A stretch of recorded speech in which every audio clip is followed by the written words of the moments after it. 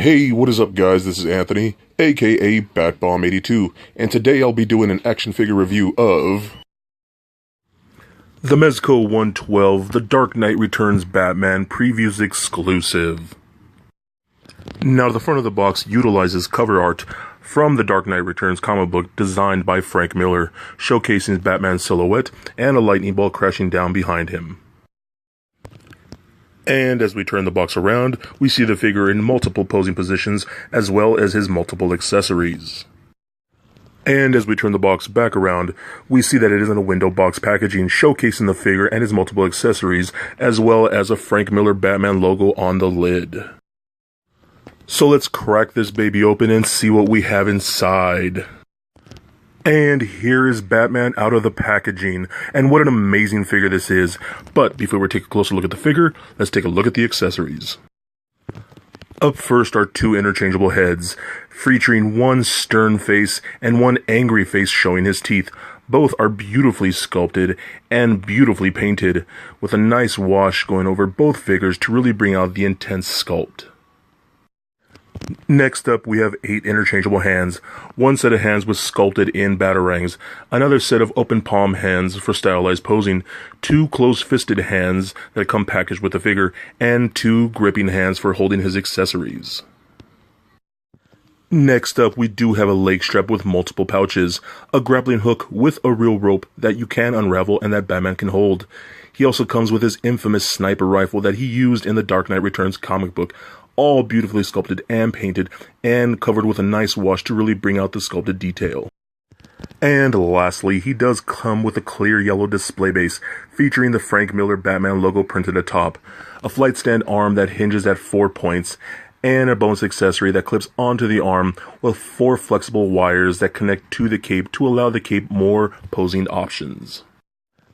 Now, with the accessories out of the way, let's take a closer look at the action figure itself. Alright guys, now let's take a closer look at Batman here. Now, one of the main things that I love about this figure, my favorite scale of action figure is approximately the 6 to 7 inch line, and that's exactly what the Mezco 112 line is. Just extremely detailed 6 inch action figures. Now, with Batman here, one of the biggest selling points for the Mezco 112 line, from what I can tell, is the soft goods clothing and whatnot, along the lines with the accessories and the detail of the paint apps and whatnot. But if you take a closer look here, you can actually see that Batman's suit is actually made of a soft goods material. Now, if you pull this back right here, you can actually see the seam line and all the stitching work that goes into the suit. Even along the legs right here, you can see all that stitching work. That would be like normal clothing. Even the trunks are a soft goods material, which are really nice and don't hinder articulation whatsoever. That was one of the main things I was concerned about. That this material that seems really tight fit around the action figure buck itself. That the soft goods basically would just hinder articulation to the point where you couldn't really move it that much. But the one thing I noticed is that what they did here with this material, it's very flexible and hugs the muscle structure very well, so that it does not hinder articulation whatsoever. So I really like that, and I do fear over time that it might wear down a bit later on, but only time will tell. But for right now, I'm absolutely loving it. One of the best things about this action figure, in my opinion, is this cape. This cape is amazing. Now, if you take a look at the wingspan alone, look at that. It just fully encompasses my camera almost completely. And what you can do is just drape the cape over his shoulders like that, and boom, look at that. I love that you can do that with a Batman figure. Not many, if any, Batman action figures you can do this. And I just love that look. I mean, that is something you would see Batman have in some of the comic books, the cartoons, whatnot, whatever. I absolutely love that you can do that with a cape. The cape is a very nice, solid, very durable and soft material. And you can see these little some kind of a softer rubber right here. I'm not sure what this is, but it really weighs down the cape and goes to each point, and that actually really allows the cape to drape down naturally over the body, which looks amazing to me. So you could just have them like that, or you can just drape the cape over one shoulder, drape it over both shoulders, or something like that. And it just gives you a ton of posing options with just the cape alone. Now, if you take a closer look at, like we've looked at the hands and the head sculpt and whatnot, but I want to take a closer look at the belt. And this belt is beautifully sculpted. It is molded in a yellow plastic, a very light yellow plastic. It does have some minor silver detailing. Same thing with the bonus accessory of the leg strap right there. And there is a slight wash that go over both things right here to really bring out that sculpted detail. Now, the chest emblem alone is a separate piece that seems to be glued on to the top right here, and it's almost really thin, soft type of rubber, but it is an entirely separate piece, and it looks really nice, and it's really, really clean, and I really like what they did with that. Alright, now let's take a closer look at the articulation. The head is on a ball hinge. When swapping out the heads, the head comes off really, really easily. You just pull off, and you can see it is actually on a ball hinge, and they do swap off pretty easily. It's nothing too loose. It does fit on really nice and tight, so you do get a tight grip with that, so it's nothing to worry about. The heads do turn left and right, which is really, really nice. And as you can see, it does go back with that ball hinge. He does look up pretty far, and he does look down pretty far. He can almost bury his chin into his chest, which is really, really nice.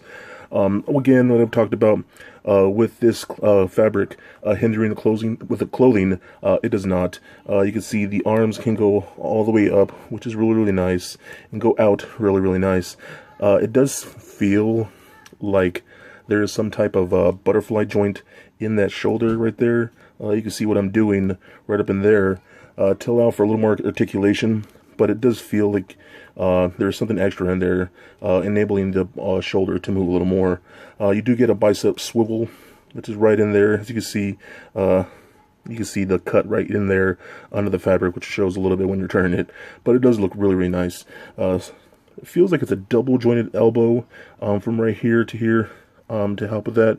But with the glove being so thick, it does hinder it a little bit, so you can only get it about that far, but it still looks really, really well. Same thing with the interchangeable hands. Just on a single peg. It is hinged right there. Again, these are very, very tight. You don't have to worry about anything being loose fitting or anything like that when you've been swapping parts out. It works really, really well. You get a torso swivel, just going side to side, and an actual ab crunch, which works really, really nice. Like again, none of this fabric material really hinders any of this, and I'm so glad that it worked out that way.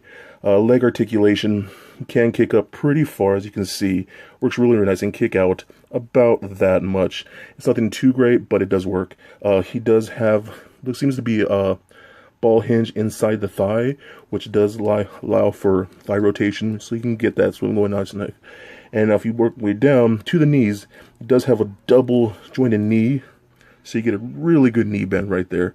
And again, with the fabric covering up the actual joint, it actually does look really nice, and it does look really natural.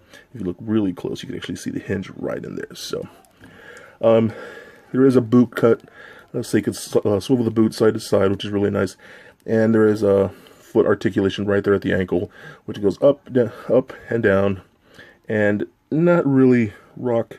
There's a little bit of an ankle rocker in there, not much, but it does have it.